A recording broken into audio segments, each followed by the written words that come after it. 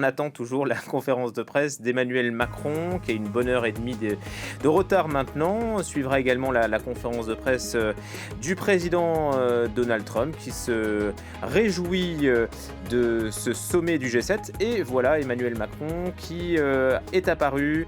On va vous montrer l'image d'Emmanuel Macron donc, qui est au pupitre et qui donne sa conférence de presse. On l'écoute.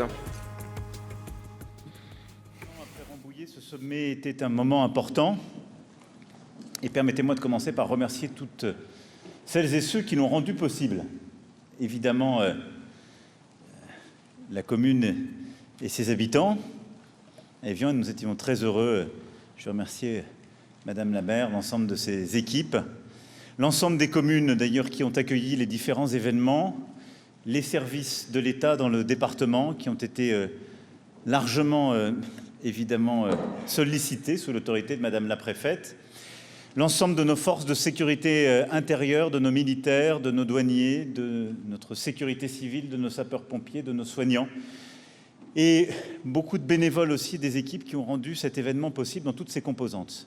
Nous étions très fiers d'accueillir ce G7 à Évian, très fiers d'être 23 ans après en Haute-Savoie pour un tel événement, et de pouvoir mettre à l'honneur aussi la beauté de nos paysages, notre jeunesse hier soir, notre culture et tout ce qui fait la richesse de notre pays.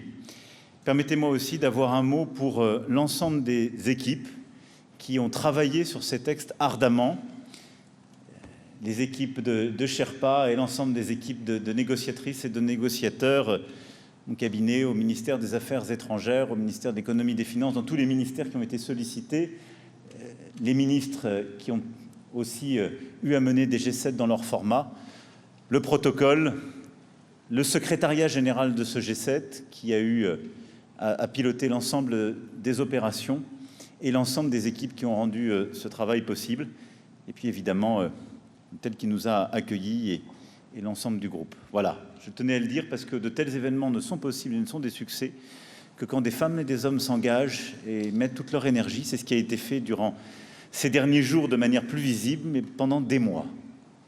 Donc bravo à tous. Et je dis bravo parce qu'il n'a échappé à personne que ce G7 se tenait dans un contexte extrêmement difficile, de fragmentation du monde, de crises multiples, de conflits, et que beaucoup peut se jouer lors de nos échanges. Et que ces derniers mois avaient été marqués plutôt par de la fragmentation, des divisions ou des désaccords. Et nous les avions assumés. Ce G7 a permis, et c'est ce qui constitue pour un tel sommet un élément de son succès, et donc c'est pourquoi je peux vous dire que ce G7 est objectivement un succès, c'est qu'il a été un moment d'unité, de discussion de qualité et de vraie coopération entre les dirigeants qui se retrouvaient ici. Ce sommet, en effet, nous a permis de nous coordonner de manière très étroite pour répondre aux crises et de travailler aux grands défis de notre temps.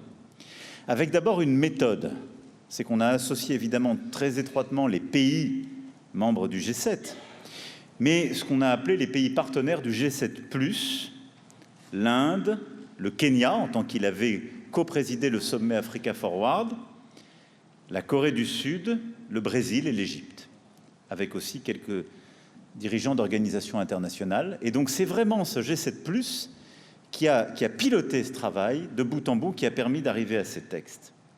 Nous avons également associé le président Zelensky, j'y reviendrai dans ses conclusions sur un moment, une discussion importante sur l'Ukraine.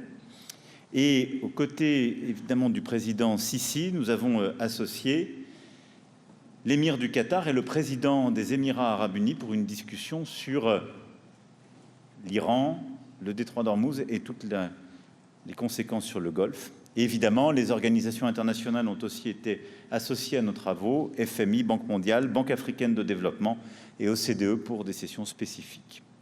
9 déclarations ont été adoptées de manière unanime par les leaders du G7. Et avec d'ailleurs sur plusieurs de celles-ci des soutiens du G7+. Mais tous les leaders du G7 ont adopté la déclaration géopolitique, je vais y revenir, un appel des chefs d'État et de gouvernement sur la lutte contre le cancer, un appel des chefs d'État et de gouvernement à une réponse coordonnée à l'épidémie d'Ebola, une déclaration des chefs d'État et de gouvernement sur des partenariats internationaux mutuellement bénéfiques, la déclaration sur les chaînes d'approvisionnement en minerais critiques, la déclaration pour une croissance plus équilibrée, durable et résiliente, et ensuite celle contre le trafic de migrants, contre les trafics de drogue, et la dernière sur un espace numérique plus sûr pour les mineurs. 9 déclarations donc unanimes. Je voudrais maintenant revenir sur les accords que nous avons pu dégager sur chacun des sujets les plus importants. L'Ukraine, le premier. La participation du président Zelensky nous a permis d'avoir une discussion en profondeur sur l'Ukraine, qui, pour la première fois en ces termes, nous a permis de dégager des éléments d'accord importants. D'abord, le soutien indéfectible à l'Ukraine, la solidarité à son peuple, dont les infrastructures essentielles, le patrimoine culturel ont été attaqués après les multiples attaques contre la population civile. Les Ukrainiens ont été incroyablement résistants et tous les membres du G7 étaient d'accord pour dire la nécessité de ce soutien à l'intégrité territoriale de l'Ukraine, mais aussi le fait que le rapport de force avait profondément changé dans les derniers mois. L'Ukraine avance, résiste, la Russie recule. C'est pourquoi nous sommes tous convenus d'accroître la fourniture de capacités de défense aérienne, de systèmes et d'intercepteurs supplémentaires, ainsi que de capacités de longue portée. Sur ces volets, le président américain d'ailleurs a insisté pour dire la mobilisation de l'industrie de défense américaine, la capacité à fournir de tels équipements, et nous avons été plusieurs à insister, à la demande d'ailleurs des Ukrainiens ces derniers mois, sur l'importance justement du licensing et de la production sur le sol ukrainien pour aller encore plus vite. Nous sommes aussi convenus unanimement d'apporter un soutien supplémentaire à l'Ukraine pour permettre au pays de faire face à l'hiver prochain, avec une initiative du G7 de soutien aux infrastructures énergétiques, et donc évidemment à la reconstruction de beaucoup de choses qui ont été détruites et ont plongé dans le froid et l'obscurité beaucoup de populations civiles. En même temps que nous sommes en train de finaliser aussi un financement par les pays du G7 plus nos partenaires principaux de la mise évidemment en pleine sûreté et sécurité des équipements de Tchernobyl. Enfin, nous nous sommes engagés à accroître les pressions, y compris par un renforcement de nos sanctions, et cette remobilisation du G7 pour accroître la pression sur la Russie est extrêmement importante. Ceci d'ailleurs, quelques semaines après l'arraisonnement d'un bateau de la Shadow Fleet par les autorités françaises et quelques jours après la même opération avec notre coopération des autorités britanniques. Donc nous continuons, nous nous coordonnons dans un environnement en matière de prix du pétrole et du gaz qui a changé ces derniers jours. Ça, c'est pour l'Ukraine. C'est la première fois que nous avons une telle convergence en G7 et c'est la première fois que nous portons des conclusions aussi claires parce que nous savons aussi, au sein du G7, les désaccords ou les différences qu'il pouvait y avoir, et donc c'est à mes yeux un vrai progrès. Et c'est aussi une condition de notre efficacité collective au succès de la guerre de résistance ukrainienne. Nous avons ensuite abordé la situation au Moyen-Orient avec, comme je le disais, le Qatar, l'Égypte, les Émirats arabes unis. Et là aussi, nous avons en G7 des conclusions très claires. Nous avons unanimement salué le très bon accord conclu entre les États-Unis d'Amérique et l'Iran et obtenu par le président Trump. C'est un accord que nous soutenons. Parce que c'est un accord qui met fin à une situation de très grande instabilité dont les conséquences pour nos économies étaient terribles. Chacun le voit dans sa vie de tous les jours. On le voit sur nos entreprises, nos compatriotes le voient, et donc c'était une bonne chose d'y mettre un terme. Nous avons réaffirmé que le droit de passage en transit sans entrave, sans redevance, à travers le détroit d'Ormuz, était la pierre angulaire justement du début de cet accord. Il commence dès maintenant. Nous avons convenu que l'initiative multinationale et indépendante en matière de défense, qui a été co-bâtie par la France et le Royaume-Uni, était disposée à jouer un rôle important pour faciliter la reprise du trafic maritime dans le détroit d'Ormuz, en protégeant les navires marchands. C'est évidemment une offre qui est faite, mais tout ça dépend des accords passés entre l'Iran, les États-Unis d'Amérique, avec l'accord aussi d'Oman, qui est de l'autre côté de ce détroit. En tout cas, c'est une disponibilité que nous avons confirmée. Et on a plusieurs pays qui sont dans la région et prêts à réagir très vite si la demande était faite, dont la France.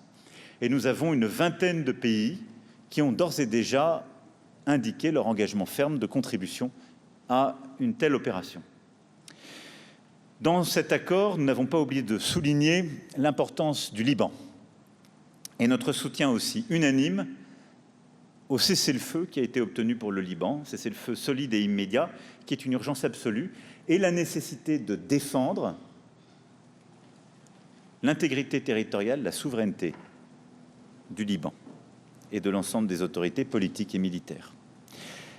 Dans la bande de Gaza, nous nous sommes aussi engagés à accélérer les efforts humanitaires et de reconstruction, de la mise en œuvre rapide des mesures politiques et de sécurité pertinentes.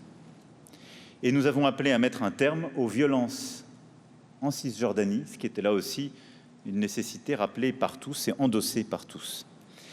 Nous nous sommes aussi engagés dans la diversification des voies d'approvisionnement énergétique pour réduire nos vulnérabilités internationales liées au détroit d'Ormuz, c'est-à-dire financer ensemble des voies alternatives de circulation du gaz, du pétrole, pour sortir justement de la région et rejoindre les routes internationales. Notre déclaration commune a aussi réaffirmé les positions du G7 sur l'Indo-Pacifique, qui sont des positions historiques et constantes. Mais l'importance de ce point sur le Proche et Moyen-Orient, c'est le fait que tous les pays du G7 ont soutenu cet accord, mais surtout réinsisté sur l'importance de la question d'Ormuz, du Liban et évidemment de la finalisation de discussions nucléaires balistiques et sur la question des déstabilisations régionales qui est une condition de la stabilité de toute la région. Sur les autres sujets, sur les partenariats internationaux, sur le sujet sur lequel nous nous sommes, vous le savez, beaucoup battus ces dernières années, nous avons aussi là marqué une avancée concrète à travers les débats qui sont tenus, les ministériels et l'accord qui a été obtenu. Pour cela, nous avons eu une réunion de travail avec les pays partenaires, le Brésil, la Corée du Sud, l'Égypte, l'Inde et le Kenya, ainsi que la Banque mondiale et la Banque africaine de développement. Le G7 est pertinent à cet égard parce qu'il continue de représenter environ 70% de l'aide publique au développement. Et notre réflexion vient de loin parce qu'elle s'est construite sur l'initiative que la France avait bâtie justement pour les nouveaux financements pour l'Afrique dès 2021, le nouveau pacte financier en 2023 qui avait conduit à la création du partenariat pour la prospérité des peuples et de la planète et le sommet Africa Forward de 2026 que nous avons coprésidé avec le président Ruto. Et au fond, ce que nous avons conduit à faire advenir ces dernières années et qui a été consolidé, endossé dans ce G7+, c'est d'abord un changement de philosophie profonde. Nous défendons un concept d'investissement solidaire, de partenariat respectueux avec les pays, de construction ensemble des solutions de financement. Et non plus d'une aide verticale qui est faite par des donateurs qui décident des priorités avec des récipiendaires qui ont peu leur mot à dire. Donc le système traditionnel change de philosophie. Et c'est acté. Ensuite, c'est la mise en œuvre d'outils, là aussi, modernisés, avec un travail accru de l'ensemble des acteurs de la finance internationale. Et c'est ce que nous avons bâti ces dernières années à travers l'initiative du Quai d'Orsay, du ministère des Finances et de l'AFD, à travers Finances en commun. Mais nous avons consolidé et endossé le travail de finances en commun et nous avons aussi consolidé des instruments pour améliorer la complémentarité des financements publics et privés. Et à ce titre, je vous renvoie à la déclaration pour ne pas être trop long, nous avons rappelé l'importance de la solidarité envers les pays et les populations dans les domaines de santé, de nutrition, d'éducation, qui sont des véritables investissements nécessaires pour tous. Mais nous avons aussi acté du soutien à des mécanismes de garantie des premières pertes qui sont la condition pour que, par exemple, sur le continent africain, des investissements privés puissent être réalisés. On a aujourd'hui beaucoup de pays dont les notations ou l'absence de notation ne permettent pas au secteur privé de se déployer. C'est tout le consensus qu'on a construit au sommet Africa Forward. On a décidé d'élargir à l'ensemble du continent un mécanisme qui existait, qui s'appelle ATD, qui garantit les premières pertes. Il a été endossé par la Banque africaine de développement et les pays africains. Et nous sommes plusieurs pays du G7 à entrer à son capital, à accepter d'apporter des garanties et à soutenir son action, en la coordonnant aussi avec l'action de la Banque mondiale, l'importance évidemment de MIGA et du fonds que construit la Banque mondiale pour permettre de prendre les deuxièmes pertes. C'est une avancée importante et on va veiller à la mise en œuvre de ces travaux avec un point de rendez-vous qu'on a donné en marge de l'Assemblée générale des Nations unies. Outre ce texte évidemment très important, nous avons aussi adopté une déclaration en réponse à l'épidémie d'Ebola. Cette déclaration, au-delà des pays du G7, a été aussi soutenue par l'Inde, l'Égypte, la Corée et le Kenya. Sur Ebola, le message de soutien est clair. Aider la RDC, l'Ouganda et tous les territoires qui pourraient être touchés afin de faire face à l'épidémie. Cela passe par le développement rapide d'un vaccin, du traitement efficace, par la mise en place de procédures adéquates en ligne avec les standards de l'OMS. Le G7 s'est engagé à consacrer plus d'1 milliard en réponse d'urgence au travers de cette déclaration.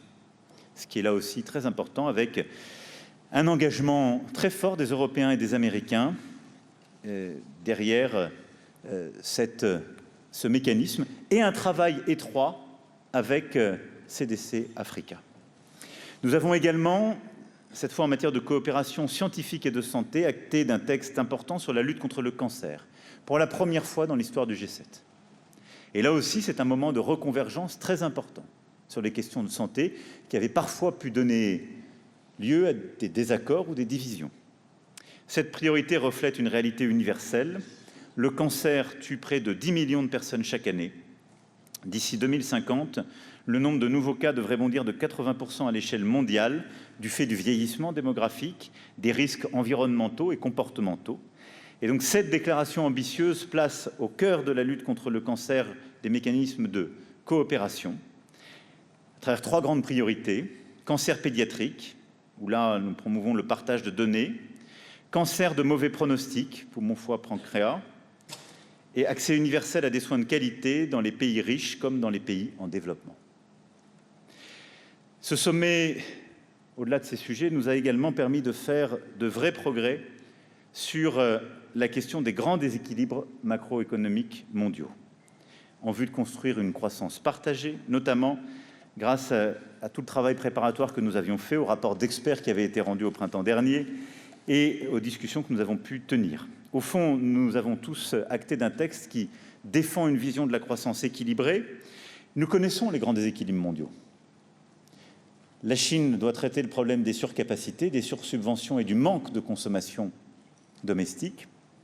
Les Européens doivent investir davantage et moderniser et simplifier leurs économies. Et les États-Unis doivent traiter la question des déficits jumeaux. Le consensus s'est établi autour de ces éléments. En amont de ce G7, nous avons réussi, là aussi de manière inédite, à réunir de manière virtuelle un sommet des convergences. Et nous avons tenu en effet une visioconférence le 11 juin avec les membres du G7+, et la Chine, ce qui est une première depuis plus de 20 ans, qui a permis de mettre, si je puis dire, sur la table ce constat pour engager à une meilleure coordination. Mais au sein du G7 et du G7+, nous avons vraiment commencé à construire des éléments de coordination très clairs, c'est-à-dire bâtir l'unité et acter que les divisions, tout ce qui fracture nos économies, ne permet pas de régler de manière efficace ces déséquilibres. Et donc, au-delà du sommet des convergences, qui va en quelque sorte enclencher une dynamique qu'on va poursuivre en vue du G20, où là, la Chine sera autour de la table avec beaucoup d'autres, nous avons affirmé de manière très claire, là aussi, des mécanismes de coopération au sein du G7+. D'abord en actant le rôle du FMI et la consolidation de celui-ci, en demandant à nos ministres, là aussi, de travailler pour septembre sur des éléments clés en termes de coopération sur la question des engrais, sur la question de l'alimentation, qui est absolument clé, parce que c'est là où les déséquilibres sont les plus frappants et touchent les populations les plus vulnérables. Et nous avons également acté de textes importants sur la résistance de nos chaînes de valeur, et en particulier les minerais critiques. Sur ce sujet, où nous avions commencé la discussion l'année dernière, sous présidence canadienne, jusqu'alors, nous n'avions jamais réussi à bâtir des réponses concrètes. Et nous avions même plutôt des risques de division. Face à une Chine qui a parfois accumulé des réserves stratégiques, et ce n'est pas un reproche que je leur fais, c'est une stratégie qui a été bâtie depuis plus de 15 ans. Nous sommes tous face à des risques de surdépendance et donc de vulnérabilité de nos chaînes de valeur. Si nous y allons en ordre dispersé, nous créerons des suraccidents et des déséquilibres encore plus graves. Et donc nous avons acté d'y aller ensemble, en G7 et même en G7+. Et donc ensemble de bâtir des projets de coopération. Et c'est des projets très concrets qui ont été adoptés d'ailleurs en annexe de la déclaration que j'évoquais, c'est-à-dire réduire ensemble nos sources de dépendance, diversifier ensemble nos sources d'approvisionnement, 195 projets concrets, 64 milliards d'euros d'investissements conjoints ont été bâtis à travers ce texte. Et c'est comme ça une dynamique qu'on va continuer. C'est à mes yeux un point clé pour améliorer la résistance de nos chaînes de valeur, réduire leur dépendance, mais le faire de manière coopérative. Enfin, nous avons tenu une discussion à l'instant sur le numérique et l'intelligence artificielle avec l'ensemble des dirigeants du G7+, et une douzaine de dirigeants de tous les pays d'ailleurs du G7 du numérique et de l'intelligence artificielle. Et qu'est-ce qui ressort de cette discussion? D'abord, la nécessité de protéger l'enfance en ligne. On voit le consensus qui monte, et du Canada aux Britanniques, en passant évidemment par l'Union européenne, le Brésil, l'Australie n'était pas là, mais je veux saluer son rôle aux avant-postes. Nous sommes plusieurs à avoir déjà pris des initiatives concrètes et de finaliser des lois.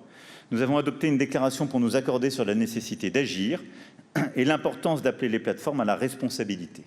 Et donc cette dynamique va se poursuivre, et le Premier ministre Modi a confirmé d'ailleurs ce qu'il avait commencé à annoncer lors du sommet de février dernier à Delhi. Et donc là aussi, l'Inde rejoint ce clan, ce qui fait vraiment du G7+ une plateforme, ce qui est, je dirais, notre ADN. G7, ce sont les démocraties libérales qui ont des économies développées. Le G7+ associe d'autres démocraties, et ensemble, nous avons cette même approche qui est conforme à nos valeurs démocratiques, protéger nos enfants. Mais c'était un moment très important, et c'est un point d'avancée très important. Nous sommes plusieurs aussi à souligner l'importance de mieux réguler l'intelligence artificielle et son marquage. Là aussi, il est important de bâtir des initiatives. Je vais le pousser au niveau européen, mais ce consensus est nécessaire parce qu'on voit l'impact que cela a sur nos démocraties. C'était important d'avoir cette discussion avec des dirigeants du numérique et de l'IA. Et puis, sur l'intelligence artificielle, nous sommes tous confrontés à la même chose. Et c'était important qu'il y ait cette discussion commune. Nous voulons tous l'innovation, nous voulons tous avoir des capacités de calcul, des centres de données. Nous voulons tous développer les chances, la productivité, les transformations, les améliorations en matière de santé, de numérique, que l'IA peut apporter. Mais nul ne peut plus ignorer, ni des dirigeants, ni des responsables économiques, l'impact sur nos démocraties, l'impact sur nos sociétés de l'IA. Et c'est pourquoi c'est la possibilité, la nécessité d'une régulation qui aujourd'hui s'impose. Elle doit se faire à l'échelle internationale. On avait commencé en G7 par une initiative franco-canadienne du partenariat mondial pour l'intelligence artificielle à construire une première structure adossée à l'OCDE. On doit sur celle-ci aller plus loin maintenant et réussir à mieux réguler. Le défi qui est devant nous, et on a eu beaucoup de discussions avec les dirigeants de l'IA et de la technologie, comme avec l'administration américaine, le défi, ce sont ces fameux modèles frontières. On doit réussir à mieux les réguler pour éviter qu'ils ne tombent dans la main de régimes autoritaires ou de gens qui pourraient menacer notre cybersécurité ou nos sociétés. Mais pour ce faire, la réponse ne peut pas être de la non-coopération entre démocraties. Et donc on est en train de bâtir, au fond, et c'est ça ce qu'on va construire dans les prochains mois, eh bien, en quelque sorte, une plateforme de discussion et de coopération entre quelques démocraties face au risque de l'intelligence artificielle, une plateforme de coopération pour définir ensemble des standards communs, une plateforme de coopération pour partager aussi, en matière de cybersécurité, plus largement de sécurité, les impacts et donc la bonne réponse. C'est exactement cela que nous avons acté et ce sur quoi nous allons continuer le travail avec les uns et les autres. Et là aussi, un point de rendez-vous est donné en septembre pour que ce travail puisse être finalisé par l'ensemble de nos ministres et on se reverra avec quelques dirigeants. En tout cas, il y a un large consensus pour dire que là aussi, la coopération internationale est nécessaire et refaire le point dans quelques mois. Voilà, je ne veux pas être plus long, dire simplement qu'au-delà de ce que je viens de détailler, des déclarations importantes ont été aussi conclues pour combattre ensemble le narcotrafic, travail sur la mise en place d'une alliance des ports pour mieux lutter en renforçant la coordination, Vous voyez la synergie avec tout ce que fait le gouvernement aujourd'hui en France, et pour lutter aussi contre le trafic de migrants avec un texte qui, là aussi, est dans la continuité des présidences italiennes puis canadiennes et permet d'améliorer nos mécanismes et en coordination et si je puis dire, en synergie avec la déclaration sur les nouveaux partenariats que je viens d'évoquer. Ce sommet n'est pas pour autant la fin de notre présidence. Elle se termine à la fin de l'année et donc nous allons continuer les travaux dans les différents formats ministériels requis pour aussi finaliser certains points, comme celui que je viens d'évoquer sur l'IA numérique.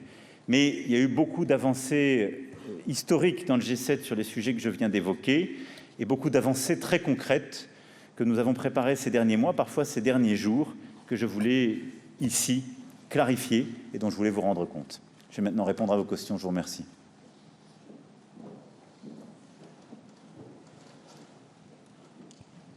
Monsieur le Président, bonjour. Valérie Leroux de l'agence France Presse. Vous avez beaucoup parlé de convergence. Alors sur l'Ukraine, pour parler plus précisément, est-ce qu'on a assisté durant ce sommet à un tournant à la fois dans l'attitude et dans la position du président Trump concernant l'Ukraine? Est-ce qu'il y aura un avant et un après Évian sur ce sujet? L'avez-vous aussi convaincu qu'une négociation avec la Russie, ça doit commencer sur la ligne de front et non pas par des concessions territoriales sur le Donbass, ce qui ne figure pas dans la déclaration commune des 7 dirigeants? Et enfin, êtes-vous sûr de pouvoir faire confiance au président Trump, alors même qu'il est arrivé ici en menaçant la France de nouveaux droits de douane sur les vins français? Alors, d'abord, j'ai trois éléments. Premier élément, le texte que nous avons endossé, il est beaucoup plus fort que ce que vous venez de dire, puisqu'il reconnaît l'intégrité territoriale ukrainienne. Donc il dit exactement ce qu'on soutient à 7. Ça n'est pas à nous de dire où commence et comment se structure la discussion sur les territoires. Nous l'avons toujours dit. Serions-nous dans la situation des Ukrainiens, nous ne supporterions pas que d'autres viennent stipuler pour nous. Et donc, en quelque sorte, c'est ce qu'on a tous endossé. La question des territoires, ce sont les Ukrainiens qui la discutent. Par contre, ce qu'a dit très clairement le président Trump devrait être beaucoup plus dur. Les territoires devraient revenir aux Ukrainiens. Ce sont leurs territoires, il a raison. Et donc, le soutien à l'intégrité territoriale ukrainienne dit la position du G7. Ensuite, on n'a pas parlé de discussion dans ce texte du G7, si vous regardez bien. Et c'est ça le tournant. Ça fait des mois que les États-Unis ont pris l'initiative, et d'ailleurs on l'a salué. Ils ont dit, nous, on va négocier avec la Russie. Parce que nous, États-Unis d'Amérique, on peut construire la paix avec la Russie. Et d'arrache-pied, je veux saluer ici l'engagement américain dans différents formats. Il y a eu une discussion des mains tendues à l'égard de la Russie. Quelle a été la réponse? Rien. Nous, Européens, on est en train de s'organiser, on a dit on va se réengager pour discuter avec la Russie. Rien. Le président Zelensky a dit, moi je vais me réengager, je veux discuter, je suis prêt, je suis même prêt à ce que le président Poutine vienne et on va discuter ensemble. Je ne viens pas. Ou alors il faut signer votre reddition en bas. Donc le président Trump, comme nous tous, on a juste acté qu'il n'y avait pas de volonté sérieuse de la Russie aujourd'hui de discuter la paix. Et donc, je ne sais pas vous dire s'il y aura un avant, un après, ce n'est pas à moi d'en juger, ce sont les faits qui vous le diront, le sommet d'Évian. Ce que je peux vous dire, c'est qu'il y a eu un pendant, il y a eu un moment Évian, à coup sûr sur l'Ukraine. Et ce moment, c'est que tout le monde a écouté l'état de la situation par le président Zelensky avec beaucoup de respect, que tout le monde a constaté que l'Ukraine résistait beaucoup mieux que certains ne pouvaient le penser, et que la Russie était dans une situation difficile, et que tous nous avons dit on va accroître notre soutien à l'Ukraine, que tous nous avons dit nous allons accroître la pression sur la Russie, et que tous nous avons dit nous devons tenir ce chemin. Ça, c'est un vrai changement. C'est un vrai changement par rapport à tous les derniers mois. Pas de la part des Européens, mais de la part des membres du G7 et de toutes celles et ceux qui sont appelés à soutenir justement l'Ukraine. Donc oui, je pense très profondément que ce sommet d'Évian est un changement très profond de l'approche, une volonté des États-Unis d'Amérique de travailler avec les Européens en soutien de l'Ukraine, une volonté commune d'avancer sur ce dossier. Et ce qui a été acté en termes de soutien militaire sur les systèmes de défense, sur les capacités de longue portée et sur le licensing, c'est absolument clé. Sur votre question sur la confiance, j'ai toujours eu confiance pour ma part dans le président Trump, parce que je lui ai toujours dit les choses. Quand nous avons des désaccords, nous les assumons. Mais quand il s'est engagé vis-à-vis de nous, il a toujours fait ce à quoi il s'engageait. Et là, aujourd'hui, les États-Unis d'Amérique se sont engagés sur ce sujet. Et ça, c'est important. Il y a eu des articles qui ont pu dire que des droits de douane pouvaient réapparaître ou des propos un peu en l'emporte-pièce.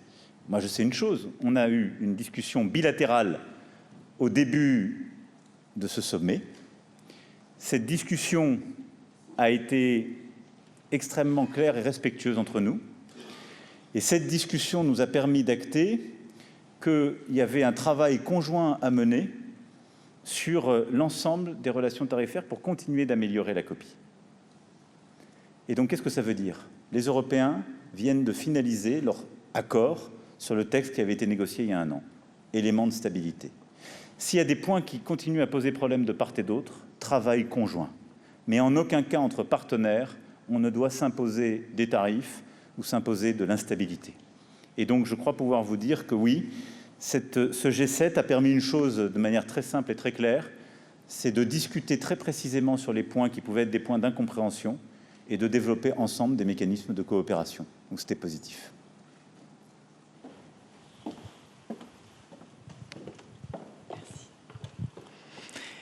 Bonjour Monsieur le Président. Noémie Bisserve du Wall Street Journal.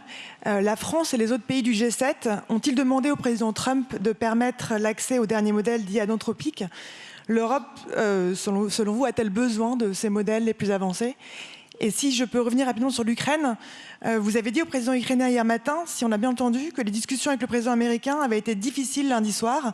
Pourquoi? Et est-ce que vous pouvez nous en dire un petit peu plus sur ce qui s'est passé? Merci. Je peux très clairement vous dire, on a eu des discussions qui ont permis de resynchroniser notre lecture de la situation. Elles ont été extrêmement franches, je crois extrêmement utiles et fructueuses, puisqu'on a endossé en G7 quelque chose qui est une vraie avancée. Et donc moi, je suis très heureux des échanges qu'on a eus, de l'échange qu'on a eu ensuite avec le président Zelensky. Et vous savez bien qu'on a pu avoir des doutes ou des désaccords il y a maintenant un peu plus d'1 an. On part d'une situation où il y avait des vrais désaccords même entre nous. Quand on se réunit il y a 1 an pour le G7, la position était très différente.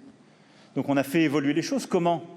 Les Européens, avec des grands partenaires, le Canada, le Japon, l'Australie, la Nouvelle-Zélande, la Corée, ont bâti cette coalition des volontaires pour dire on apportera les garanties de sécurité. On a tenu avec constance aux côtés des Ukrainiens. Les Ukrainiens ont résisté, ont eu des bons résultats. Et les États-Unis d'Amérique ont, avec nous, regardé en conscience quelle était la situation.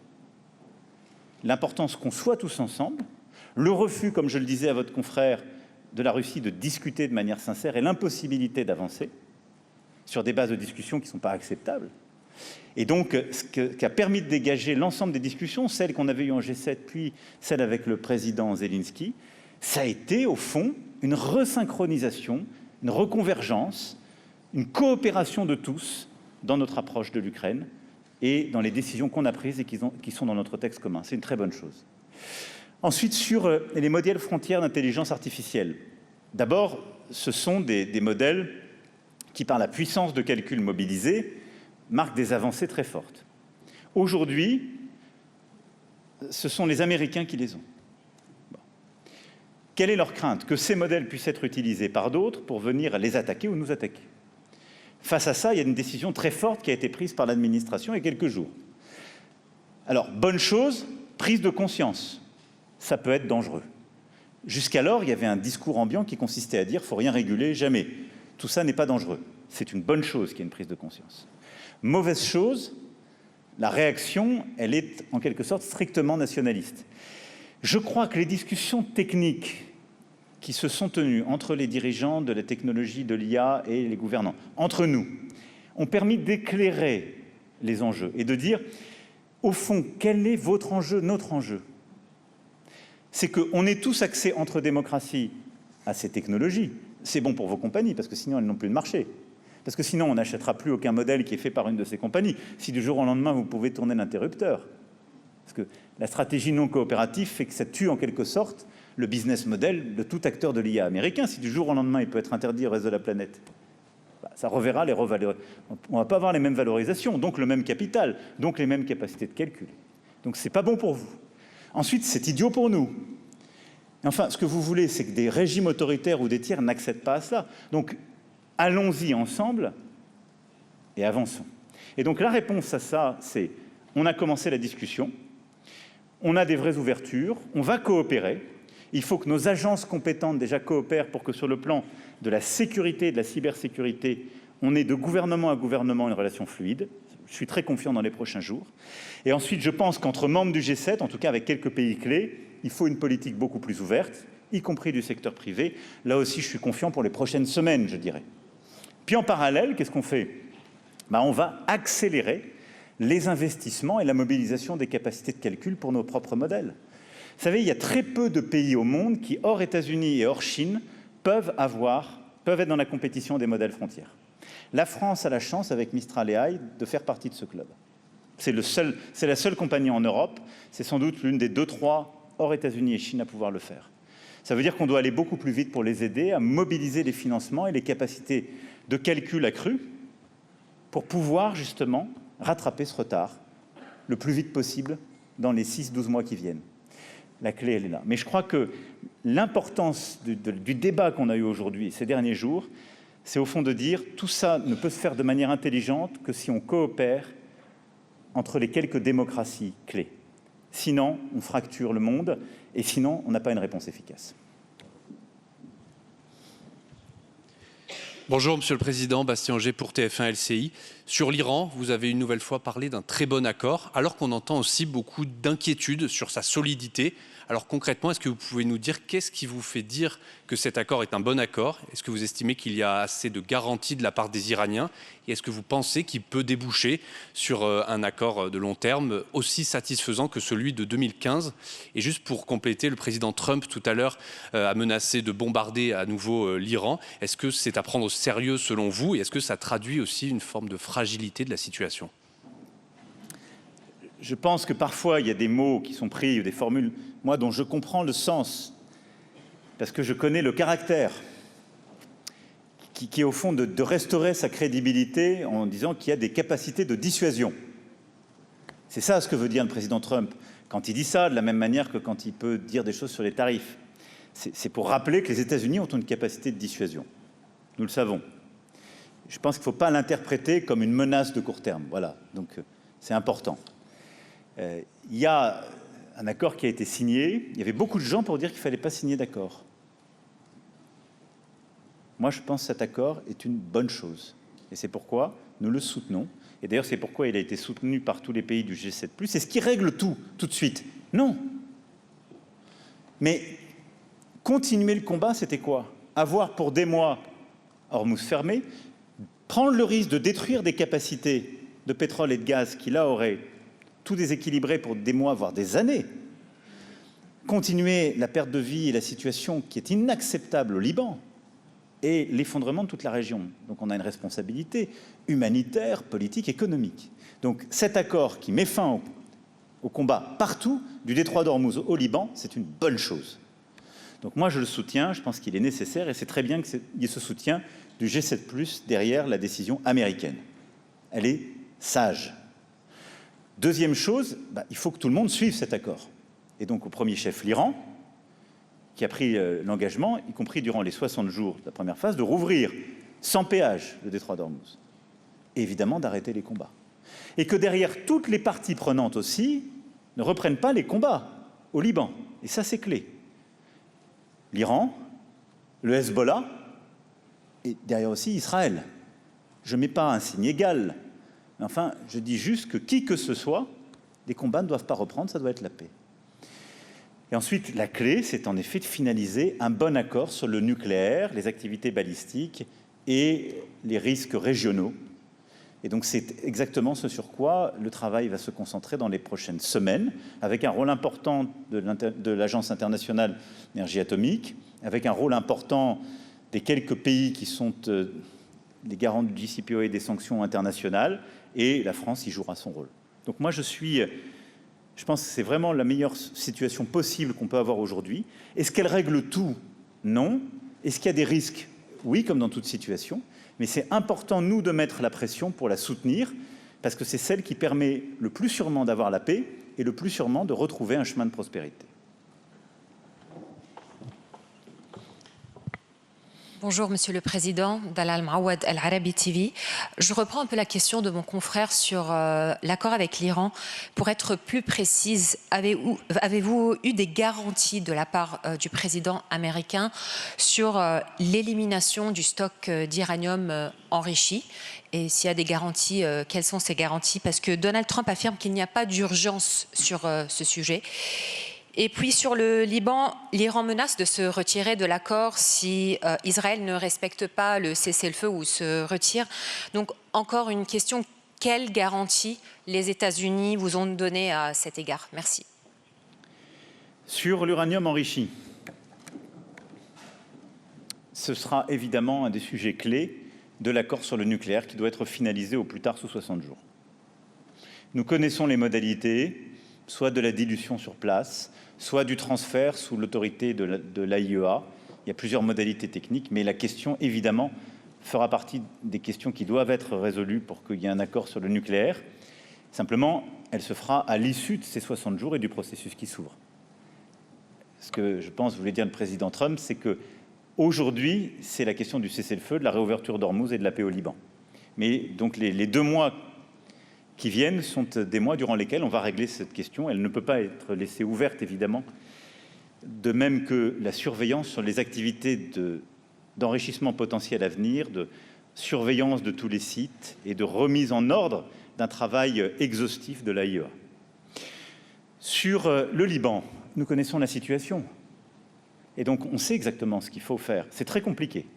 Ça ne se fera pas du jour au lendemain. Il ne faut plus que l'Iran frappe le territoire. Il ne faut plus que le Hezbollah lance des activités sur le sol libanais ou depuis le sol libanais contre Israël. Il ne faut plus qu'Israël réagisse immédiatement. Donc c'est un appel au calme de tous pour arrêter les frappes et ce qui touche la population civile. Cessez le feu. Ensuite, la clé, c'est le soutien au président Aoun, au Premier ministre Salam, à son gouvernement et aux forces armées libanaises. Et c'est de leur permettre de mettre en œuvre ce à quoi ils se sont engagés avec beaucoup de courage et de constance, c'est-à-dire le monopole des armes aux forces armées libanaises et la restauration de leur autorité sur tout le territoire. Et donc il faut absolument que cessent ces bombardements pour que progressivement, sur déjà tout le territoire, au nord Litanie, les forces armées libanaises aient repris la totalité du contrôle, tiennent les choses et que le calme revienne, puis progressivement qu'on ait un mécanisme à travers des zones progressives, comme on l'avait fait il y a 2 ans sans doute, nous puissions avoir des forces armées libanaises qui reprennent progressivement le contrôle de leur propre territoire et que la communauté internationale fasse respecter la souveraineté du Liban. Voilà, donc à court terme en tout cas, on connaît les protagonistes et c'est un appel à leur responsabilité. L'Iran évidemment a une responsabilité éminente, c'est elle qui doit veiller au fait que ni elle-même directement, ni le Hezbollah ne viennent dégrader la situation. Et Israël aussi a une responsabilité en respectant ce cessez-le-feu pour ce qui la concerne. Et je sais que ça a été l'objet aussi de beaucoup de discussions entre le président Trump et le Premier ministre Netanyahou. Le président Trump, en tout cas, a été très clair sur ce point, avec notre plein soutien.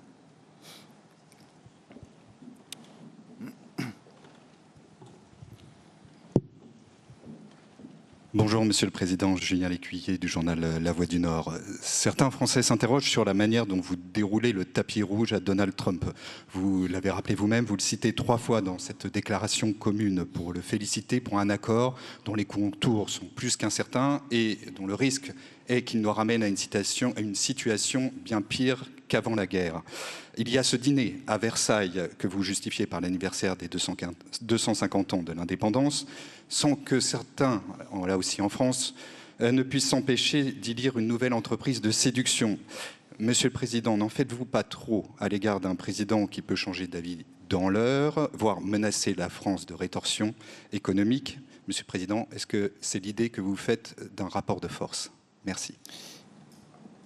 Merci pour votre question. Vous savez, Si je n'avais pas tenu de manière constante les positions qui ont été les miennes durant les derniers mois, vous pourriez avoir un doute sur les rapports de force.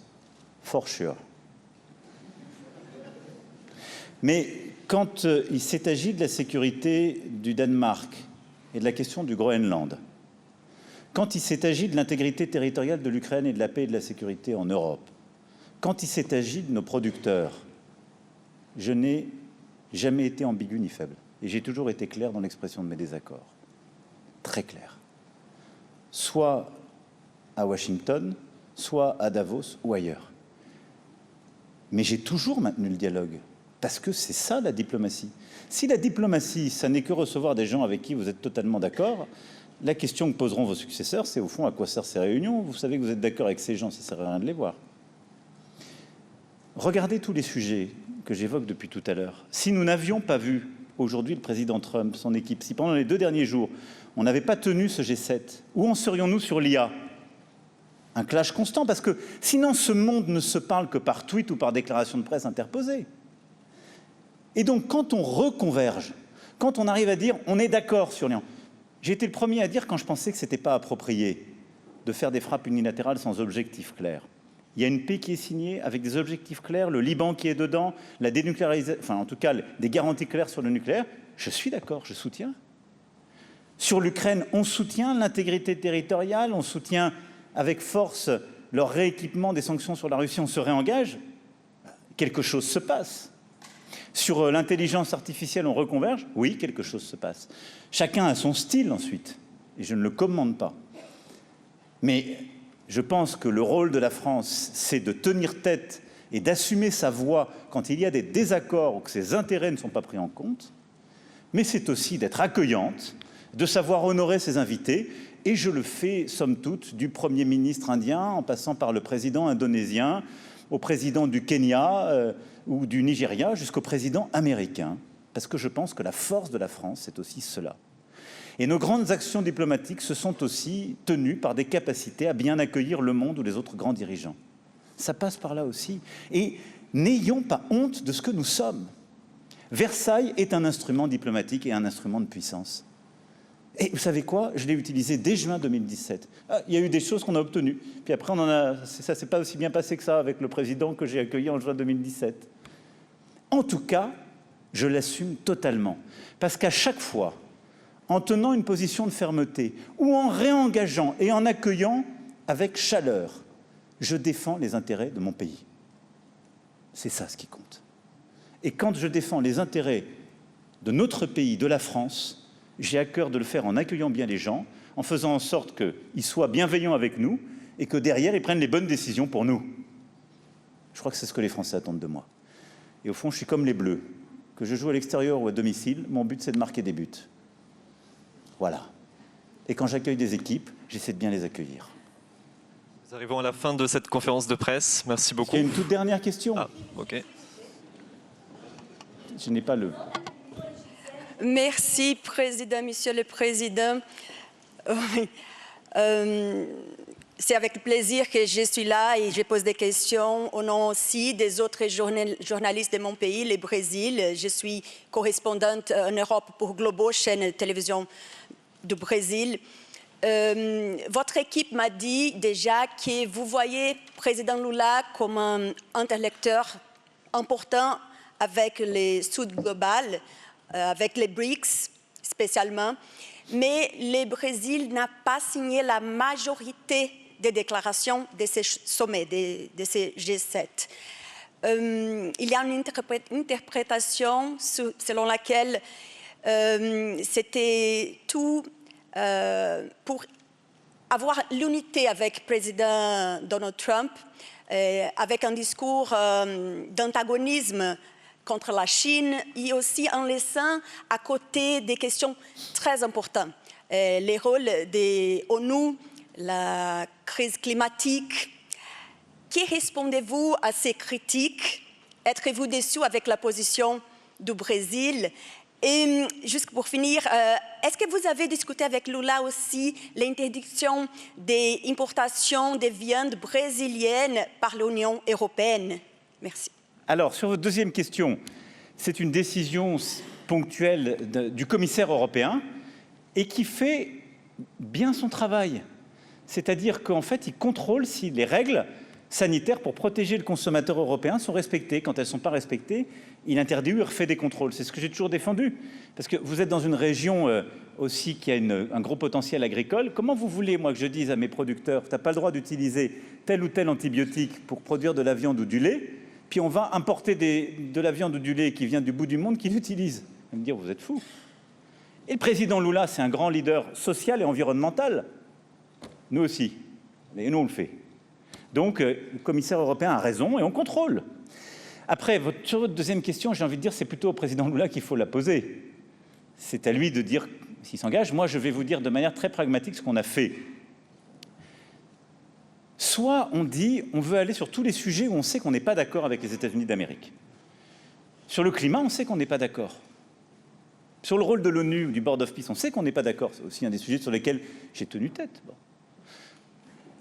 On a essayé de les ouvrir. Quand ça ne marche pas, on ne va pas faire du 6+1, sinon ça ne sert à rien de faire un G7. Et là, on fait même un G7+. Par contre, moi, je pense que ça a beaucoup de valeur d'avoir les États-Unis d'Amérique qui signent avec nous un texte sur les minerais critiques et les chaînes de valeur.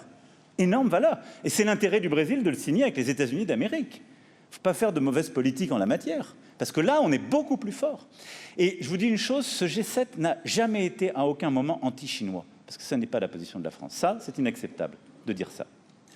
Nous sommes conscients des différences que nous avons avec la Chine, en particulier nos rapports aux valeurs démocratiques, des désaccords qu'on peut avoir là aussi, mais il y a toujours une politique de respect. On veut simplement réduire nos dépendances. Mais il n'y a pas de conflit, ce n'est pas un G7 anti-chinois du tout. Ça n'a pas été du tout l'esprit d'ailleurs. Mais on avance, et donc moi je trouve que signer un texte avec les États-Unis d'Amérique sur les minerais critiques, sur le cancer, sur Ebola, sur les partenariats internationaux, sur le commerce, sur l'IA, ça a beaucoup de valeur. Et mieux que ça, on avait des doutes en commençant. Est-ce qu'on sera d'accord sur le Proche et Moyen-Orient? Est-ce qu'on sera d'accord sur l'Ukraine? C'est pour ça qu'il n'y avait pas de rédaction antérieure. Tout le travail qui a été fait avant-hier soir et hier, ça a été de recréer les convergences. D'où cette atmosphère positive. Et ces convergences, on les a mis dans le dur. Et on a signé avec les États-Unis un texte de paix au Proche et Moyen-Orient, d'exigence de paix pour le Liban, pour empêcher le nucléaire iranien, et un texte de soutien à l'Ukraine inédit. Ça a énormément de valeur. Donc je défends cette méthode parce qu'elle produit des résultats, elle est bonne. Voilà, mesdames et messieurs, je remercie une fois encore toutes les équipes qui ont permis cela. Et ces avancées, pour moi, très importantes. C'était un grand honneur d'être là, au nom de la France, pour ce deuxième G7 que nous avions organisé ces dernières années. Et je veux aussi avoir un mot pour nos amis et voisins suisses qui nous ont aidés à organiser ce G7 et qui ont eu aussi beaucoup de logistique à assurer et des éléments divers et variés à tenir. Et donc, je voudrais vraiment leur dire un très grand merci pour cette coopération. Voilà, mesdames et messieurs, un grand merci. Bon courage.